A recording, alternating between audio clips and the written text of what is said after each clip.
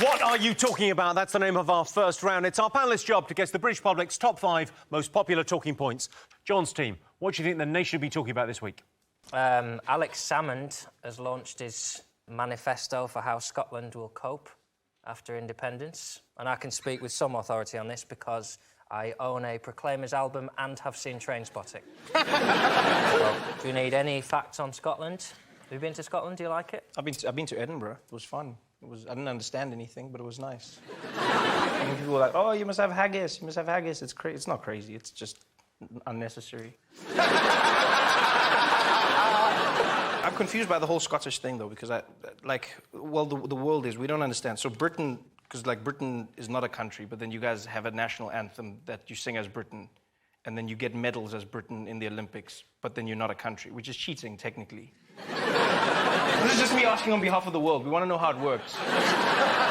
Because we didn't know that Scotland wasn't a part of it because they use... Right, they are, but they're going to leave. Or they might. To go where? They can't go anywhere. Where are they going to go? I don't understand this. This is confusing.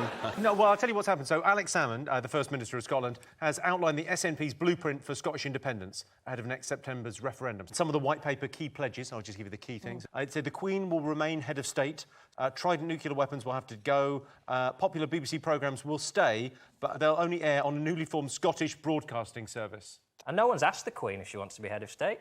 They've said, oh, when we go, the Queen will still be head of state. She might go, no, bollocks. I think the new Scotland sounds brilliant. I read his white paper. They keep CBeebies, they get the Queen, they chuck off all the Trident. We should all go there. We should all go, yeah, you do whatever you want, you vote, and then just move in. Sean, do you think we'd be better off without Scotland? I think it's inevitable. If I was Scottish, I'd vote for independence. I would, immediately. Because you think well, what you can't vote immediately. It's not for another 10 months. So that would be a wasted vote. Sorry. I mean, what I'd do if I was Scottish, I'd turn it into a tax haven. Oh, now you're talking. Yeah.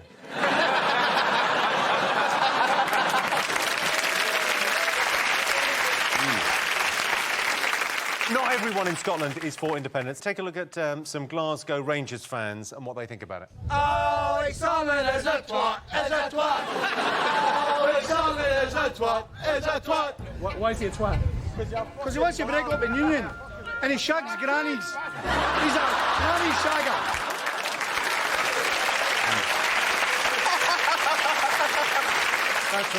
That's from the Scottish Newsnight, I believe. I was in favour, but now I know he shags grannies. I'm changing my mind.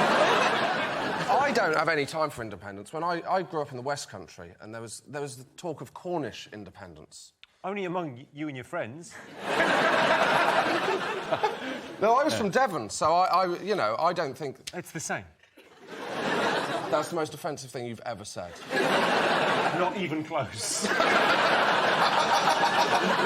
Don't Devon want to be independent as well? No, we can't. What do you mean you can't? Well, we're in between Cornwall and That Britain. doesn't stop you. Look where France is, between Spain and Germany. You struggled with that one, then, didn't you? Really, the analogy I use is it's a bit like a relationship. And I'm beginning to feel like a bit of a spurned lover in this thing, you know when you're in a relationship and the other party says, oh, I don't know if this is right anymore, I feel like saying, well, if you don't want it, go. In fact, you know what? We should do it not on whether you keep the pound or nuclear weapons, do it on music, right? We keep the Beatles and the Rolling Stones and the Who and the Jam and the Clash, and they can take their Best of Delamitri CD and stick it up their arse. It is like a relationship. I think we should dump them first. Yeah. You know when you know you're going to be dumped and you think, if I get in there first, this is going to save a lot of face? Because I think otherwise it's going to be David Cameron turning up at Hadrian's Wall drunk at 3 a.m. going, fuck you, are you shagging Denmark? Is that what you're doing? Instead of independence, we should have, like, a trial separation period. See how it goes. Well, See how couples it do goes. it, yeah. And for a year, we don't go up there. And they don't come down here. And do we view the Welsh as like our kids? We've both got equal rights? We get the Welsh every other weekend. Yeah. Strictly, I would be for the union, but if it means we don't have the guy on the Co-op adverts who says, good with food, I am willing to change my vote because there are 4 O's in that sentence and he just willfully ignores every one of them. And then has the cheek to say he works for the co-op. Well, by your rules, mate, you work for the cup. Pick and choose. Let's have a look and see if it's up there.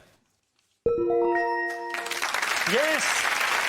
Alex Salmond has unveiled the SNP's plans for Scottish independence. Following independence, the BBC would be replaced by the Scottish Broadcasting Service, leading to new Scottish programmes such as No Cash in the Attic, Doctor Who You Looking At, Dragon's Crack Den, Q Ockeye and Skagpuss.